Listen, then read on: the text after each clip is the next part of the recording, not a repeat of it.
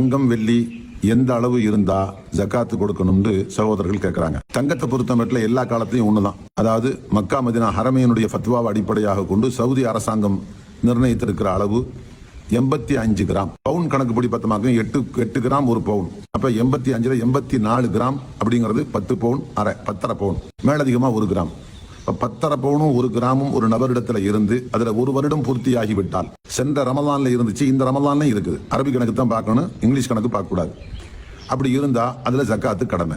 வெள்ளியை பொறுத்த மட்டும் 595 கிராம் வெள்ளி ஒரு வருடம் முழுவதும் நம்ம கையில இருந்தா அதுலயும் ஜக்காத்து கடமை. கரன்சி நோட்டுகளை பொறுத்த மட்டும் வெள்ளியினுடைய மார்க்கெட் விலையை அடிப்படையாக கொண்டு தீர்மானிக்கப்படணும்.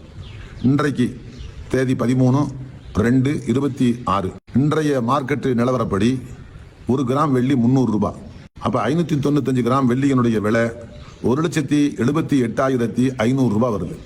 இந்த தொகை ஒரு நபரிடத்துல தன்னுடைய அடிப்படை தேவைகள் போக, உணவு, உடை, இருப்பிடம், மருத்துவம், வாகனம், பிள்ளைகளுடைய படிப்பு போன்ற அடிப்படை செலவினங்கள் போக மேலதிகமாக இருந்து அது ஒரு வருடம் முழுவதும் அவர் கையில இருந்தா அதை ஜக்காத்து கொடுக்கணும்.